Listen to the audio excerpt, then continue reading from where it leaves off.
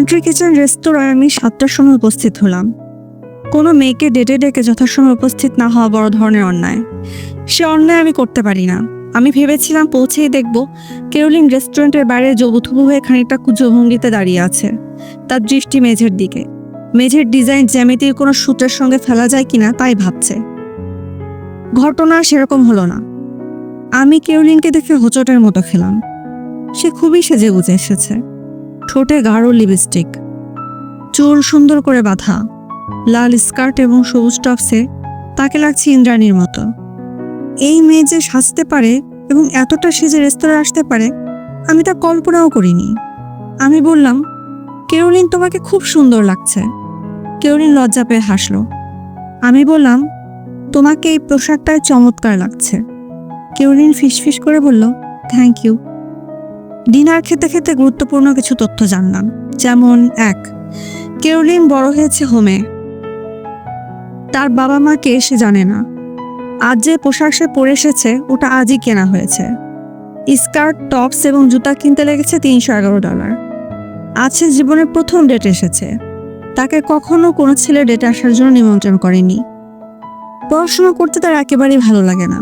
কিছু করার নেই বলেই সে পড়াশোনা করে। যদি কিছু করার থাকতো তাহলে অবশ্যই পড়াশোনা করতো না। তার সঙ্গে আমার মতো সফটলি কোনো ছেলের আগে কথা বলেনি। আমি অভিভূত হয়ে গেলাম। ডিনারের মাঝামাঝি এসে আমার মনে হলো, এই মেয়েটি সারাক্ষণ আমার চোখের সামনে না থাকলে আমি বাঁচব না। আমি আমার বাকি জীবন এই মেয়েটির লাজুক মুখের দিকে তাকিয়ে কাটিয়ে দিতে পারবো। আমি পুরোপুরি ঘোরের মধ্যে চলে গেলাম। পৃথিবীর সবচেয়ে রূপবতী মেয়েটি যেন আমার সামনে বসে আছে। যেন তাকে আমি আজ শুধু রাতের ডিনারের সময়টুকুর জন্যই পেয়েছি। ডিনার শেষ হলে সে চলে যাবে, আর তাকে পাবো না। এরিক দম নেওয়ার জন্য থামলো।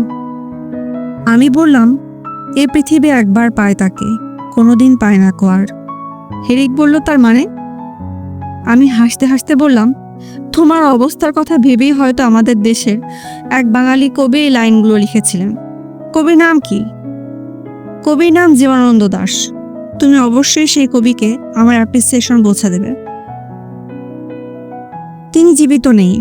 কবিতার লাইনগুলো তার জন্য প্রযোজ্য হয়ে গেছে। যাই হোক, তুমি গল্প শেষ করো। আমার ধারণা সেই রাতে তুমি মেয়েটিকে প্রপোজ করো।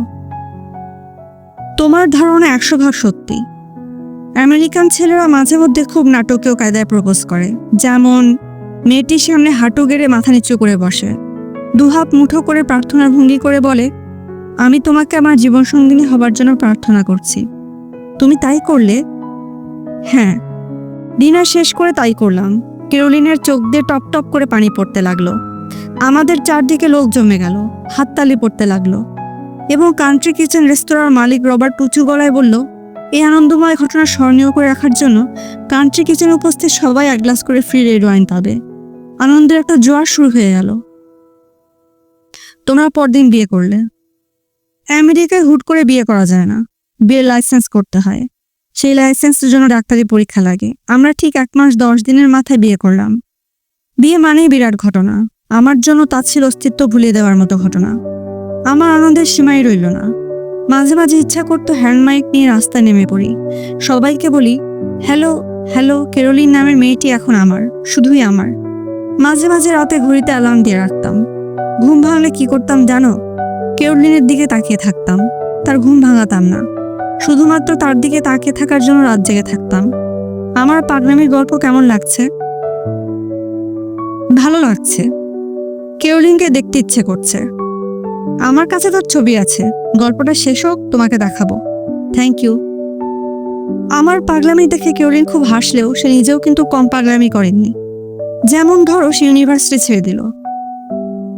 তার মতো ছাত্রী পড়াশোনা ছাড়তে পারে এটা ভাবাই যায় না। তার যুক্তি হচ্ছে, পড়াশোনা চালিয়ে গেলে সে আমার দিকে নজর দিতে পারবে না। এটা তার পক্ষে সম্ভব না। তার কাছে আমি ছাড়া পৃথিবীর সবকিছুই গুরুত্বহীন। তার বিষয়ে খুব মজার ব্যাপার আছে, সেটা বলছি। প্লিজ, তুমি হাসতে পারবে না। তুমি নিশ্চিত থাকো আমি হাসবো না। ও ঘুমাতো খুব অদ্ভুত ভঙ্গিতে। সে তার পা দিয়ে আমার পা পেঁচে একটা গিট্টুর মতো করে ফেলতো। মজার তো। আমি তার নাম দিয়েছিলাম প্রিন্সেস নট। বাংলা ভাষায় এটা হবে গিট্টু কুমারী। তোমার কথা শুনে মনে হচ্ছে তোমরা আমেরিকার সবচেয়ে সুখী দম্পতি। শুধু আমেরিকায় কেন বলছো? আমরা ছিলাম এই পৃথিবীর সবচেয়ে সুখী স্বামী স্ত্রী। ছিলাম মানে, কেরোলিন কোথায়? বিয়ের 2 বছরের মাথায় সে মারা যায়। I am sorry. বিয়ের 1 বছর 8 মাসের দিন তার ক্যান্সার ধরা পড়ে। খারাপ ধরনের স্নায়ুতন্ত্রের ক্যান্সার। কি কষ্ট যে সে করেছে তা তুমি কল্পনাও করতে পারবে না। শেষের দিকে এমন হলো, আমি চার্চে গিয়ে বলতে বাধ্য হলাম, হে ঈশ্বর, তুমি কেরোলিনের প্রতি করুণা করো। যেখান থেকে সে পৃথিবীতে এসেছে তাকে সেখানে নিয়ে যাও। রোগ যন্ত্রণা থেকে তাকে মুক্তি দাও। রোগটা তার মস্তিষ্কে ছড়িয়ে গেল। সে কাউকে চিনতে পারত না, আমাকেও না। তার কাছে গিয়ে কেরোলিন কেরোলিন বলে ডাকলে সে শুধু চোখ তুলে তাকাতো। সেই দৃষ্টিতে পরিচয়ের আভাস মাত্র থাকতো না। এরিক দীর্ঘ নিঃশ্বাস ফেলে বলল, আহমেদ, আমার গল্প শেষ হয়েছে। এখন ভালো করে কফি বানাও। কফি খেয়ে শুয়ে পড়ব, ঘুম পাচ্ছে। আমি বললাম, লুপ্ত প্রাচীন লিপির ব্যাপারটা কিন্তু এখনো আসেনি। এরিক বলল, যে লিপির কথা বলছি ওটা কেরোলিনের লেখা। মৃত্যু 2 দিন আগে ইশারায় জানালো সে কিছু লিখতে চায়। আমি তাকে কাগজ কলম দিলাম। সে সারাদিন শুয়ে শুয়ে লিখল। সন্ধ্যাবেলা লেখা শেষ হলো। আমাকে লেখা কাগজটা দিয়ে কোথায় চলে গেল। তার 2 দিন পর তার মৃত্যু হয়। সাংকেতিক ভাষায় লেখা কোনো চিঠি? হ্যাঁ। সাংকেতিক ভাষায় লেখার দরকার পড়লো কেন? আহমেদ, সেইটা আমি বলতে পারবো না। ক্যান্সারের আক্রমণে তার মস্তিষ্ক এফেক্টেড হয়ে গিয়েছিল। তার কারণেও হতে পারে, কিংবা অন্য কিছুও হতে পারে। লিপির পাঠোদ্ধার করা গেলেই ব্যাপারটা জানা যাবে। কিংবা এমনও হতে পারে যে এটা আসলে কোনো লিপিটিপি নয়, কাগজে আঁকাবুকি করা। কেরোলিন আমাকে দিয়ে গেছে যেন এই লেখার রহস্য উদ্ধার করতে গিয়ে আমার জীবন কেটে যায়।